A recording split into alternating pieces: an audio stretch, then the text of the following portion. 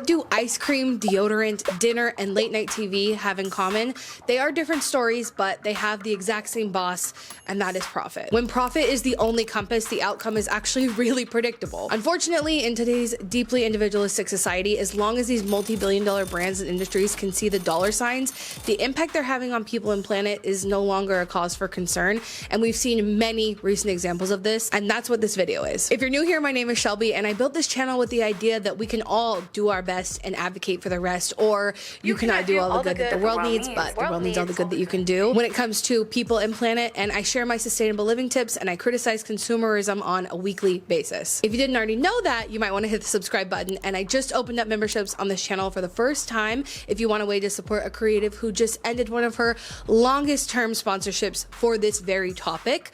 More on that later, but this video will serve as my explanation as to why it doesn't matter how sustainable a product is, giving money to these brands will never be sustainable. It is the root of what is unsustainable about our entire system. Now that we've covered the whole supporting creators, not conglomerates thing, let's get into it. I want to lay out the story of Unilever and Ben & Jerry's. Why? Because Unilever is the villain of this story. Unilever has disclosed a plastic packaging footprint in the hundreds of thousands of metric tons a year and routinely lands in the top 3 corporate plastic polluters in global brand audits. Unilever is one of the world's largest palm oil buyers, and that's an ingredient that is responsible for so much deforestation and habitat loss. And over the years, Unilever has faced repeated allegations around labor and human rights issues across its supply chain.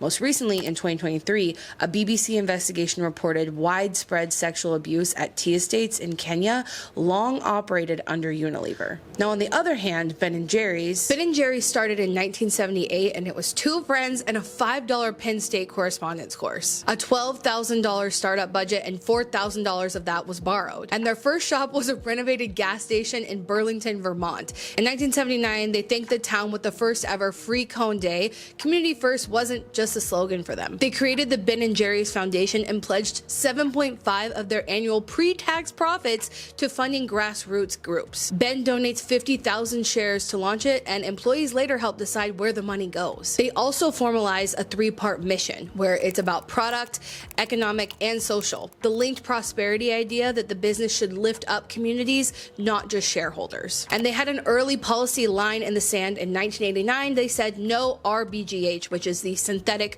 growth hormone, citing risks to families, farmers, and public trust. They built standards into their supply chain, even if it costs more. And when it came to sourcing equity, in 2005, they became the first ice cream maker to use fair trade certified ingredients. And by 2014, they had that agreement for their sugar, cacao, vanilla, coffee, and even bananas for fair trade terms. And within the company, they even tried to cap inequity. For 16 years, executive pay was capped at 5-to-1 versus the lowest paid worker, which means their executives couldn't earn more than 5 times their lowest paid worker. That number did continue to raise throughout the years, but most companies don't have that at all. And to me, the point isn't about perfection. It's that they designed the structure to push money and decisions towards people and planet. From day one, Ben & Jerry's didn't add do good on top of what they were already doing. It wired it into how the money moves. Governance and giving and sourcing and speech. Remember that design when we talk about what happens under a conglomerate. And not just a conglomerate, a current day conglomerate who is obliged to keep profits growing endlessly. In 2000, Ben & Jerry's agrees to sell their US arm to Unilever. A deal worth about $326 million, and Ben & Jerry's becomes a wholly owned subsidiary. And even then, this deal wasn't usual. The merger agreement writes the social mission into the contract, and an independent Ben & Jerry's board is supposed to keep primary responsibility for the social mission and the essential integrity of the brand. So what it sounds like to me is, on paper, the board guards the mission. In practice, Unilever owns the IP, the budget, and distribution, so when values collide with risk, the deal decides. And here are the examples where it came down to that. In July 2021, Ben & Jerry's says, we're stopping the sales in occupied Palestinian territory. It's inconsistent with our values. They make it clear, they make it public, it is on the record. But in June 2022, the parent company Unilever moves in a different direction. It sells the Israeli business and the Ben & Jerry's IP there to local licenses so that they can continue to sell in Israel and to the West Bank. They begin selling Ben & Jerry's just in Hebrew to skirt their obligation to the board. And the independent board sues to block it, but the parent company used trademarks and licensing, the levers it controls, to override a social mission call. Ben tells this story pretty well in this video. What Unilever did was they They sold the rights to Ben & Jerry's to an Israeli, and now Ben & Jerry's in Hebrew. They didn't sell, you can't write it in English, but is now available anywhere in Israel or the occupied territories, I guess. But it's not called Ben & Jerry's. It's in Hebrew. It's in Hebrew. It's Hebrew letters that I Interesting. guess are pronounced Ben & Jerry's, but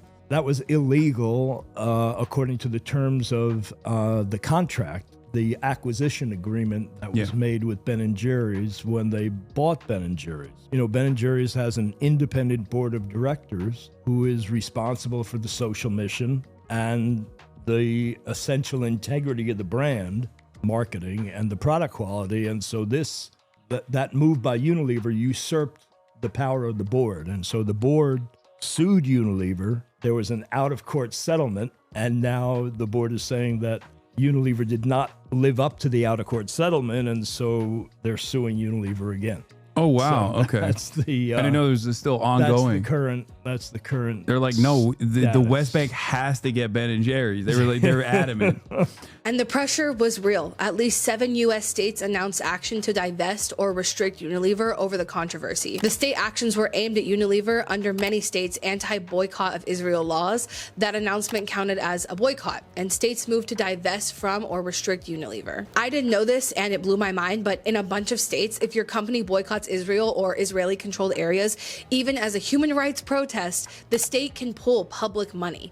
That means pension funds dump your stock, and agencies won't sign contracts. In layman's terms, this triggers states to take action against Unilever because our current system has decided you are not allowed to protest a state that is committing genocide, a state that the UN has deemed an illegal occupation and a violation of international law. So in November 2024, the board files a new federal lawsuit. They say Unilever silenced statements, threatened to dismantle the independent board, and intimidated the staff. In March 2025, another clash, this time over leadership. In court filings, Ben & Jerry's says Unilever moved to oust the CEO, Dave Stiver, who'd been with the company since 1988 and became CEO in May of 2023. Unilever disputes that, but either way, the point still stands. Change the CEO and it changes the mission. Now, I don't know about you, but I don't want to live in a country or support brands that are ruled by billionaires and profit. I want to live in a country and a world where the people in power serve the needs of the many, not the few. And what Ben & Jerry's case tells me is that money talks over all else. And when conglomerates continue to gobble up market share, they continue to concentrate that money in the hands of fewer and fewer people who all got to where they are because they had a similar goal, and that was to maximize profits. We're at a point where owning a business and having it be a force for good is the most ethical or radical form of protest we can imagine, and that's not healthy. The voices of millions of people should be louder than those who can buy a bigger microphone. And I love what Ben & Jerry's stands for, and as far as corporations go, I would put them under one of the good ones. But I don't want to live in a world where the ice cream guy is the direction we're looking to for leadership. I'll tell you my secret pleasure: vanilla ice cream on wheat bake. Oh, wow. Open face. It is sweet, salty, crunchy, creamy. Whoa. It's everything you've ever wanted. And all of this has now culminated in Jerry stepping down from the company altogether. And I have to say, I don't completely fault the people who own these brands for selling them. It's the move that gets them out of the never-ending rat race that we live in today. I think a lot of us in the world would waver if we were offered that type of money, especially if you're someone who would do good things with the money. I fault the mega corporations who do these things afterwards. The more and more of these mergers we see, the less and less ethical and sustainable the products on our shelves become, and the fewer choices we have, the more likely it is that when we buy the things we need to survive on grocery store shelves, we will be lining the pockets of the people who do these things. And what happened here in Ben & Jerry's story is not a one-off. It is the playbook, and we will look into how that runs through the food system and the food you buy every week. So I started working on this video, and then I got this opportunity to go to something called Farm Aid, which I didn't know about. I just knew it was a concert. But Farm Aid isn't just a show. It raises money that goes straight to family farmers, and it funds the 1-800-FARM-AID hotline, emergency grants to keep the lights on and the bank at bay, disaster recovery help, and one-on-one referrals to legal, financial, and market resources. On the big stage, it also gives farmers the mic and pushes fixes for what's crushing them, like low prices, rising input costs, consolidation consolidation, climate stress, so more farms can stay in business and more of your food dollar reaches the people who actually grow it. And after hearing from so many different people who work on food issues, this wasn't just farmers, like that's what I kind of thought it would be when I went, but it ended up being activists and politicians and people who eat food and advocates and just everyone from every spectrum of the world that you can think of. Every background was there to come together to say we need to support small family farms. And I left with this aha moment after hearing from all these people, and that aha moment was that when money and control is concentrated in a few hands, our choices shrink and care for people and planet shrinks with them. And farmers, doctors, advocates laid it out. In meat and grain, 4 companies control 80 to 90% of the market. That's not choice. That is a bottleneck, a choke point. It is limiting. And I learned a lot about how policy tilts the field, pun intended. And the way our food system looks today was not happenstance. It was indeed a policy choice or multiple choices that we can track. I want to give you a little background because that's what led to my aha moment of realizing there is one common enemy in all of these problems. In the early 70s, USDA Secretary Earl Butz told farmers to plant fence row to fence row and get big or get out. Yes, that is a real quote by a public official. Policy shifted away from supply control towards volume, especially in corn and soy, and the result is more monocrops, more scale, and subsidies grew. The biggest operations captured the biggest checks. Subsidies is money from our taxpayer dollars that goes to companies. In this case, conglomerates and factory farms. The bills for smaller farmers came due and interest rates spiked above 20%, land value collapsed, and foreclosures surged. Thousands of families lost farms, consolidation accelerated as big players bought up the distressed landowners, aka the conglomerates bought the family farms. Congress passed the 1996 Federal Agriculture Improvement and Reform Act, which meant Congress took the brakes off, and farmers were told to plant more and chase volume, which pushed bigger fields and bigger farms. A few years later, prices crashed, and Congress had to send the emergency payments to keep people afloat. As a result, today access to markets all sit within a few conglomerates. Then in 2018, President Trump launched a tariff fight with China, and China hit back hard by slamming tariffs on U.S. soybeans. The USDA estimates that farm export losses about $27 billion. And to patch that hole, the USDA built the MFP, which basically gave money to farmers who needed it.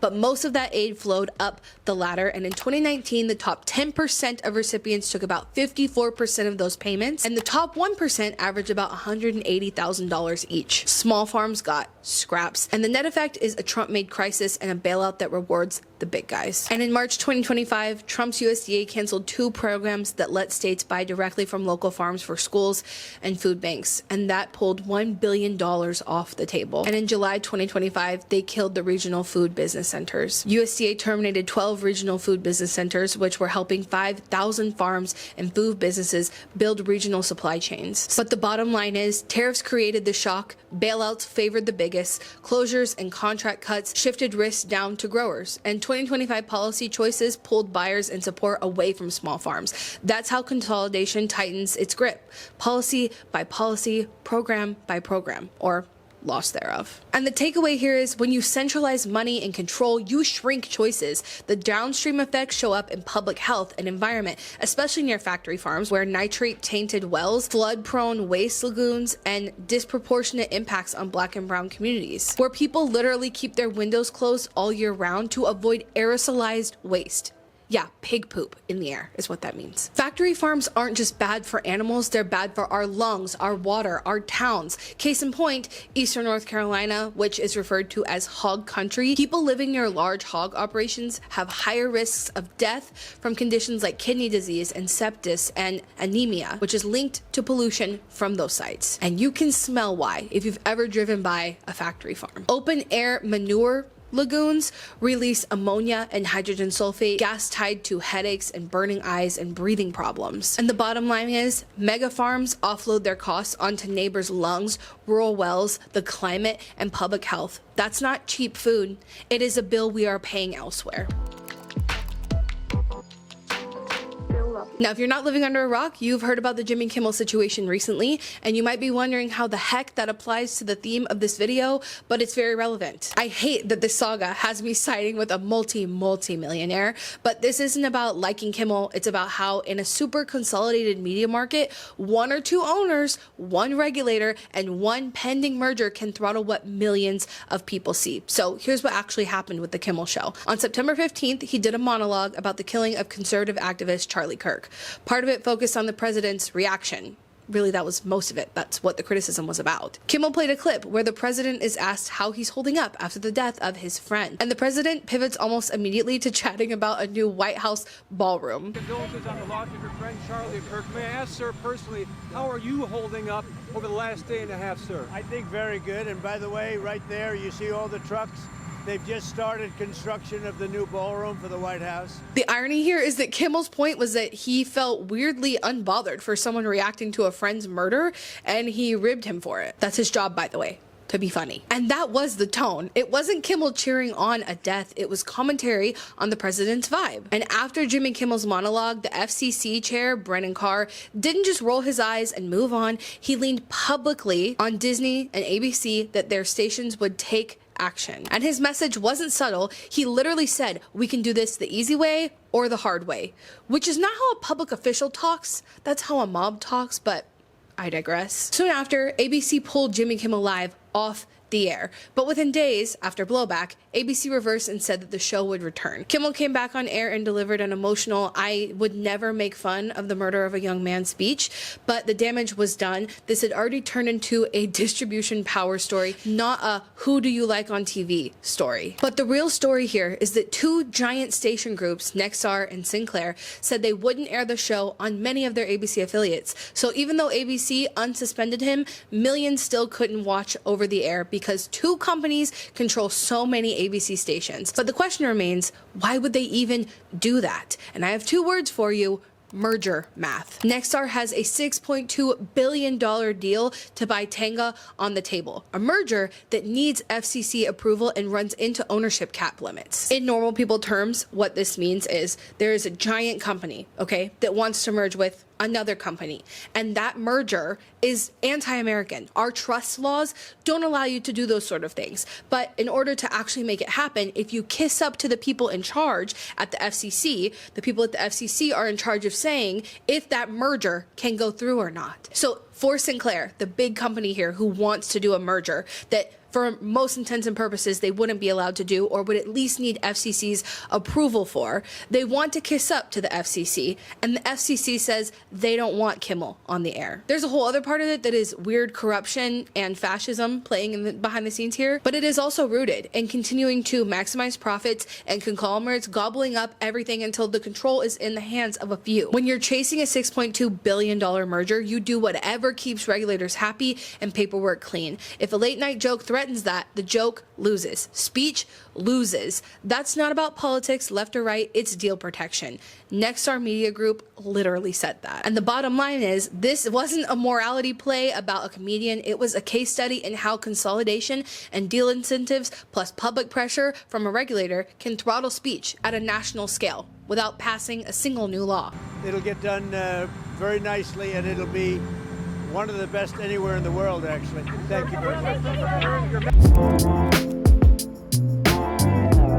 There's a very specific reason I decided to make this video and to outline all of this, to make the problems with conglomerates so obvious to you that it would make so much sense as to why it doesn't matter how sustainable a product is at the end of the day. If it is a conglomerate that controls it, it's not something I personally consider sustainable. And there's so much more that could be said about the problem with conglomerates, about how they're the leading causes of deforestation, of climate change, of pollution in general, how giving more and more money to people at the top only incentivizes them to destroy more and more of our planet. I could talk for days about all of the problems with conglomerates. The problems are endless. But just out of the examples I've given you today, even when a sustainable business is owned by Unilever, they're limiting their speech, they're limiting their abilities. They are doing anything they can to make more money. It doesn't matter what the sustainable business that they own says or wants. Now here's the part where I tell you why I'm making this video. One of my longest term sponsors sold to Unilever. And I decided in 2023 that I wanted to do everything I could to stop giving my money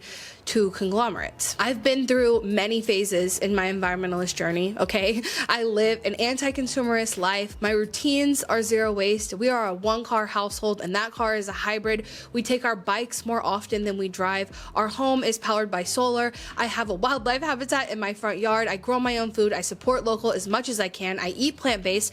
I'm a representative in my city and in my neighborhood. I volunteer. I give back. I do absolutely everything I can for this planet and its people. And yet, I could not overlook the feeling that lining the pockets of people who are definitionally responsible for destroying our planet is wrong. I was using native deodorant for years. It was the only brand that I had tried that worked for my partner, and the product was good. And at the time, I had the mindset that even if they were owned by P&G, at least me purchasing this would tell them people want more sustainable options. Maybe that thought process is valid, but at the end of the day, my money was going to people who are destroying this planet. So when I started really trying to remove conglomerates in 2023, I switched to Wild, specifically because they were not owned by a conglomerate. But then, April 1st, 2025, Unilever announces that it's buying Wild. And something that everyone should be aware of is that big consumer-facing brands need these constant buying up of these things for constant growth, because when organic growth slows,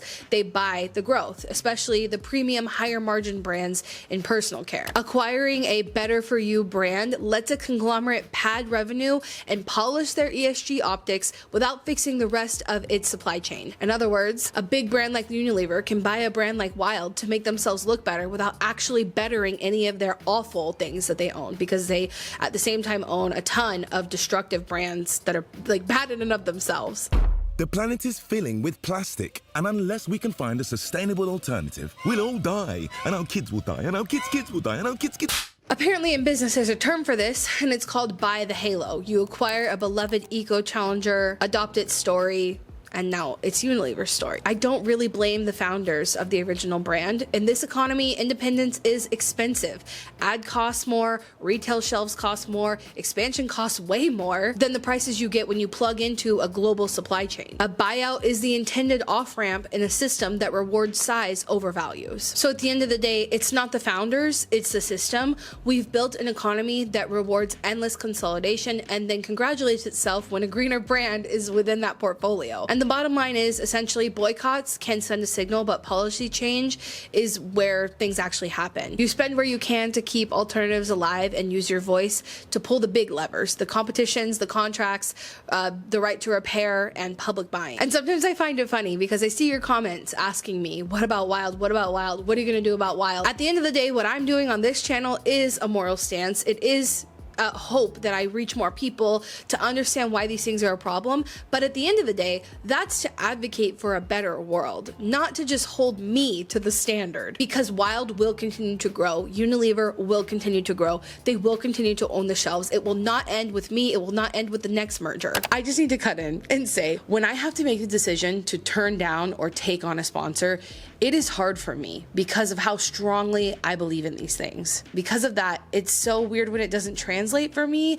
I think it's easy to sit like on the other side of the screen and judge me or assume things, but whether you believe me or not, I absolutely do my best to align my actions to my values. And I feel like sometimes somehow that gets lost in translation. There's the whole accusation of just doing it for the money, but we live in an imperfect world and we all have to make money to survive. And I talk about this in my video, my first members only video.